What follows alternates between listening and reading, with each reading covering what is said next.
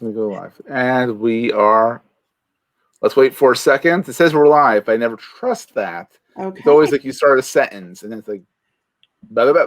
You missed that sentence. So I think we're good. Hey, everybody. We are live. This time we are going to do an episode. Absolutely. We're not just chewing the fat. We're going to do an episode. Today we are going to talk about to filter or not filter your brand photos in social. Now that seems very, I guess, fluffy of a topic. It's like, but it can actually get really deep down and deep because we'll get into that. But anyhow, I want to share those who are going to listen to the podcast after the fact. They're going to hear the pre-roll. But I want to thank Alex Hillman of Tiny MBA. Tiny.mba is, I think that's the URL, or just go to show notes. So you can see the URL. You can see how prepared I am right now. But it's tweet length business snippets from a business innovator in Philadelphia. He's got 15 plus years of experience. Great guy, knows his stuff. And the book is like 101 pages. And it's quick. It's easy. You can pick it up if you feel like you want to be inspired.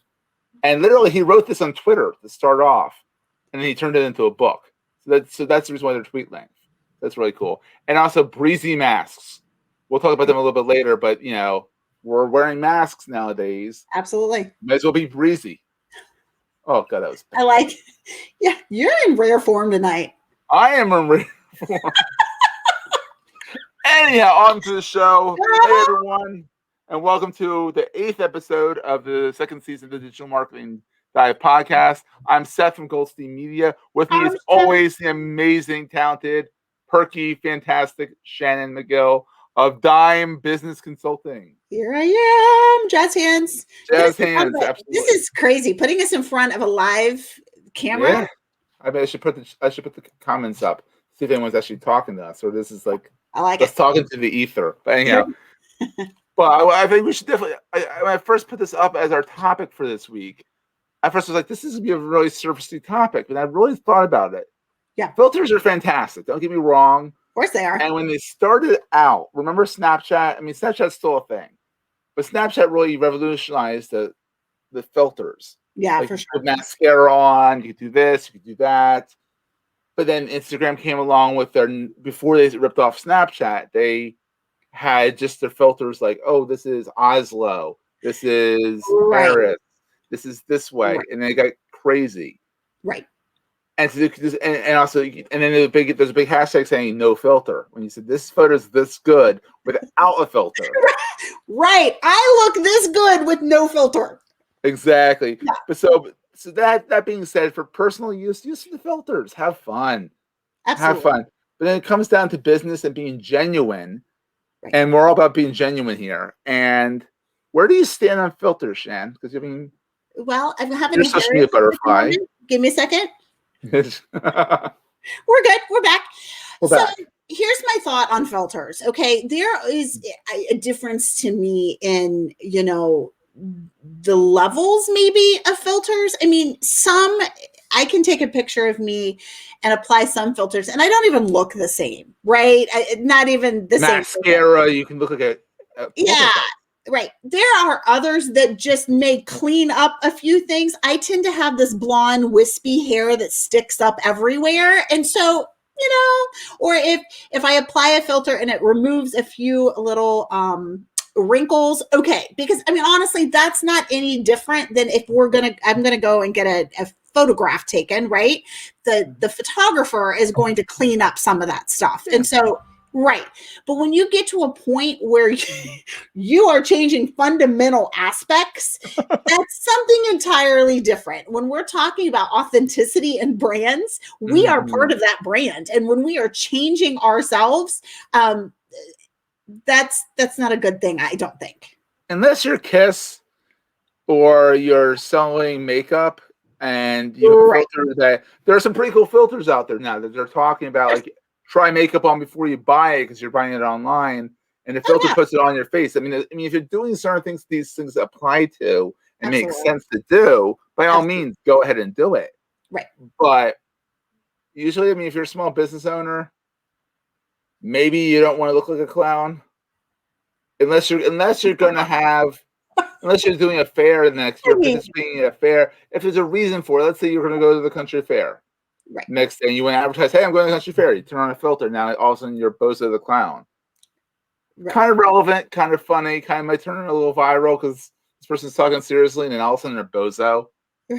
Right. But it's got to be the right time for a filter, you know.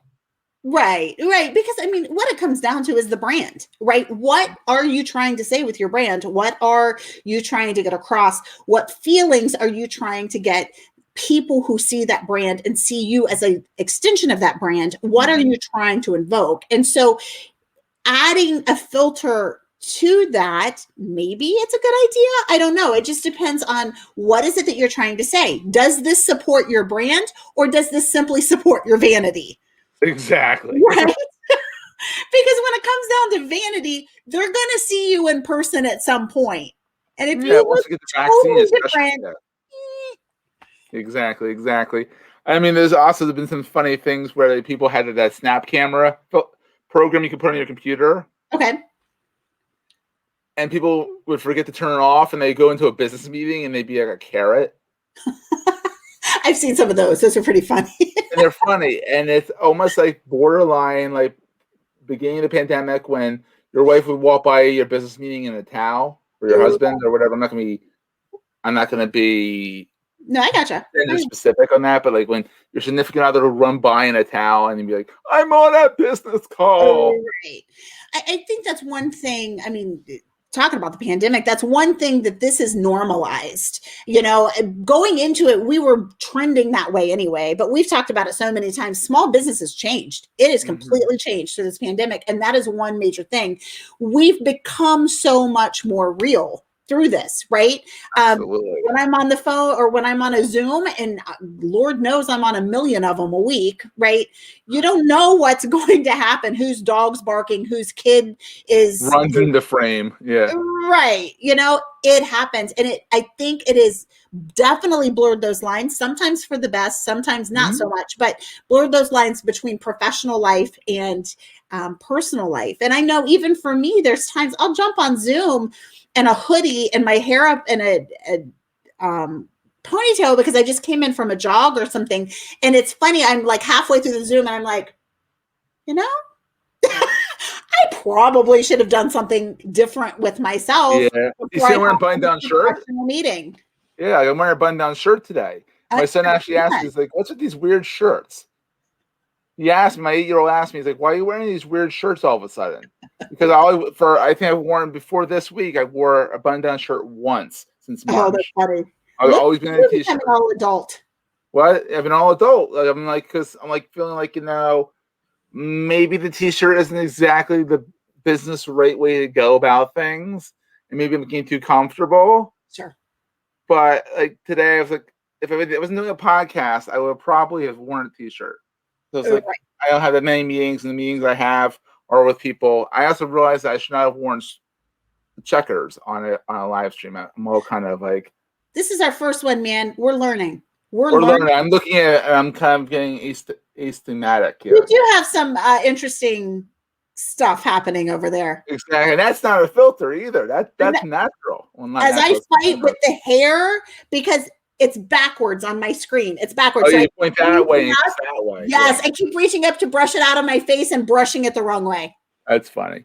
Yeah. I don't think a filter can help that, right? Or help this. I don't know. But look, like a giant moron. Exactly. But let's talk about Breezy Masks, our sponsor, and how fantastic they are. You know, we're all stuck wearing masks. I hate masks. Yeah.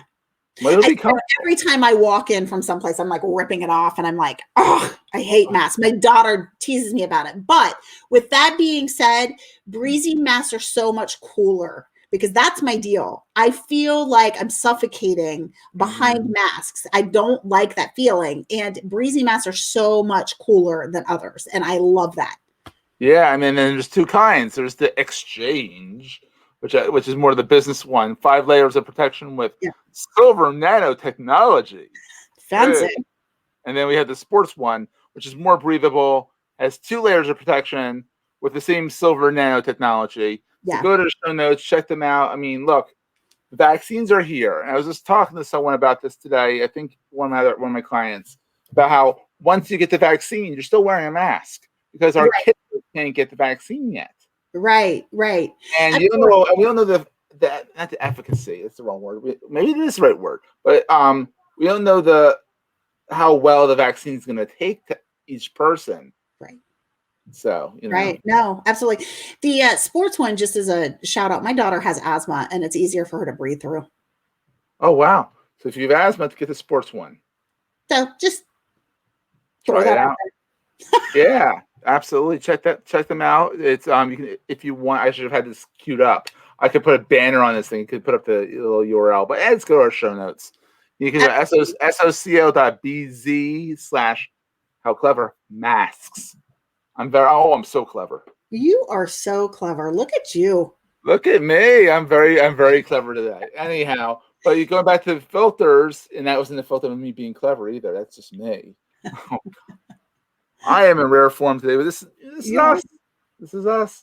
I absolutely no. It's interesting. This is a very relevant topic for me in that I think I talked about before. I've got the professional brand going on now with Diam, and we've taken huge steps as far as my company and brought on a CFO, brought on a COO. We're marching forward. I know, super excited, but I'm also in the process of slowing down on some of the personal branding stuff that I've done in the past because we're getting ready to transition that into an actual company and everything that entails. Very exciting, right? So, but trying to think through all of that branding. Always before, it was just off the cuff, throw it up, and it's going to retain a lot of that. But what are we trying to accomplish with it now, as opposed to it just pops in my head and do it, right? What are we trying to accomplish? How are we taking it forward? Where are we going with that? And so this is very, very, very applicable because when I'm talking about and my personal brand and we're talking about empowerment as a person, I can tweak my body behind the camera all I want. I can put on the filters on my face. I can hop on and look like a 22-year-old model. But when I get in front of people and I'm talking and I'm considerably more heavy and my face has wrinkles and right. Well, I guess what I'm saying is I can make myself look however I want, but is empowerment and authenticity, if those are my two, this is what I'm going for, is that appropriate? No, it's probably not. Exactly. I mean, I don't think any of us are going to want to live in bunkers for the rest of our lives and never No, show our actual selves. So, absolutely. like I said, this is at first I thought this was going to be a very surfacey topic because it's, filters. But it gets really down to the nitty gritty here, It does, because it comes to the core of who do we want to be as business owners and what do we want people to see? And if we are wanting to hide who we are, at a deep level, there's an issue on the personal side there that, because we are wanting to be authentic. We are wanting to put ourselves out there and we're wanting to put our business out there in an authentic way. Absolutely. So I'm not going to put you on the spot because Shen's literally been hightailing it all over Ohio today. But I at least have a pick. And then Shen, if you have something you want to shout out, okay, you can do that. If not, don't worry about it because you've been we're both busy people, but you've been like physically moving around Ohio today. Hey, entrepreneur life. There you safely go. With a greasy mask on, but safely buzzing around Ohio. Have been. Yes. And Ohio's big too, so but she's Shannon after all. Mine is I just got this book, and I think that's not here. I don't know where I should have been prepared. Go figure. But by Mark Schaefer. He is a great marketing guy out there. That's a technical term, marketing guy, marketing dude out there on social media. He's done the Marketing Rebellion. He's written a bunch of books. Return on Influence. No, it was not him. That was Ted Rubin. But anyhow, he's written a bunch of great books. And then his newest one is Cumulative Advantage. What he's talking about is how people are born with advantage. Like the Winklevoss twins were born that are famous for the Facebook lawsuit and all that. And it's one of the things he talks about they were born in the Hamptons. They were born in the money. They had everything going for them. But then things are not really planned. Things are chance. There's a lot of luck involved. He talked about Tim Ferriss. I'm not sure if you know Tim Ferriss. Yeah. He wrote the 4 Hour Work Week. He wrote that 4-hour work week, according to Mark in his book, when he lost his girlfriend, when his girlfriend dumped him, and he went soul searching, Sure. and he went travel around the world and figure stuff out and all that. Sure.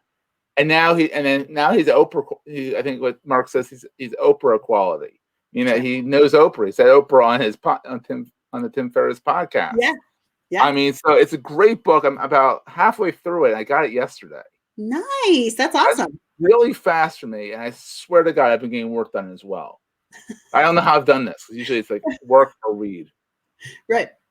But ultimately, it's a great book. It's out on Amazon. He gave me a heads up because we're friendly on LinkedIn and Twitter and stuff like that. He's like, it's out now. It's not officially launched, I think, until February, but it's on. But it's out there. He's like, Sure. I put it live on Amazon. I'm not doing a big push for it till February. Sure. But I said, I'll probably talk about it. He's like, that's fine. Yeah. So we'll probably have him on the show at some point. He's very interested in being on the show, talking about cumulative advantage, marketing rebellion. I love being authentic and all that stuff. So well, it's interesting. You know, I'm really excited to start bringing on guests, and I know that's where we're headed here. We've kind of gotten the kinks out, and it's time to start. We're getting the kinks out. So yeah, but like getting that marketing really pushed out there, bringing in guests, that kind of thing. I'm really excited, Seth. I can't wait. We have a whole list of people, and we have to start reaching out to them soon. So that's me exciting. You know, we're still gonna have our talking head segments here and there, but we'll figure out maybe every other week we'll have a guest on, and then maybe we'll have us just chatting about a topic, or we'll figure it out. I think we're all for the ride. Entrepreneurs, small business owners, let's hear from you. What topics around digital marketing do you want to hear? Let's hear it. Email us. hello@digitalmarketing.com. Right. Because moving forward, I mean, we're doing this. Diam is set up and Goldstein Media is set up to assist entrepreneurs and small business owners. We may know things that can help you, right? Because of the work that we're in. What do you want to know? Let us hear it. Absolutely. You can go there. You can go to dmd.fm, which is our link roll, I would call it, where on Instagram you get one link. And one link only. So it goes to a link to the landing page, which has all of our links of our websites up there. The latest podcast is up there. And you can always tweet us at digitalmktg. Dive. I can't even say it correctly. It's down there. It'll be in the show notes. But all of a sudden decided to give you a character limit with your screen names. Oh. It's sudden. It's like I see people with longer screen names. I could not get marketing in there. So let me try this again. It's digital MKTG dive on Twitter. So, and I'm on there. I think Shan's figuring Twitter out. Sure. Or she will I'm technically on Twitter. Yes. So that's a step in the right direction, right? Yay. So that's a good thing. So anyhow, reach out to us. There is a Discord community, which is another thing that Shan's like, what is that? And so I put her on that as well. And every week you've got me on something different. I keep you on your toes. It's a good thing. But yeah, so we have, awesome. Be sure to check out Alex Holman's book, Tiny MBA, tiny.mba. Actually, that's what it is. It's tiny.mba, which I thought is almost as good as dmd.fm. Yeah. Tiny MBA is like his whole title is his domain name, and that's it. I love it. Yeah, that's awesome. I love it. It's a great book. It's quick and easy to read. It's something you can read like while your kid's getting ready for bed. You can pick up, read a few pages, and put it down. Go deal with your kid. You can tell where I am in my life. Shannon's like, my kids are older. I don't know. My kids are fine. I just hope they don't smell today. Anyhow, I love it. Hey guys, I will be on Facebook for the next 15 minutes or so. Reach out and say hello. If you have any questions, let me know, and look for this podcast to officially drop. Is it Wednesday? Either tomorrow or Thursday. I have to start getting used to. Today's Tuesday. Oh my gosh. Yeah. So I think I'm hoping for tomorrow. Sure. But most likely Thursday, because we just moved the recording time to the evenings, not midday. Right. Because that's when Shannon actually buzzes into the airport of home and lands. Yeah, because I am running around like a chicken with my head cut off here lately. Yeah, but it's a good thing. And she's wearing her breathing masks, everyone. She's being I responsible. am. I want to be very clear about that. Absolutely. So yeah, so we'll see you guys on the flip side and stay safe out there. Perfect. Thank you. How do I end this thing?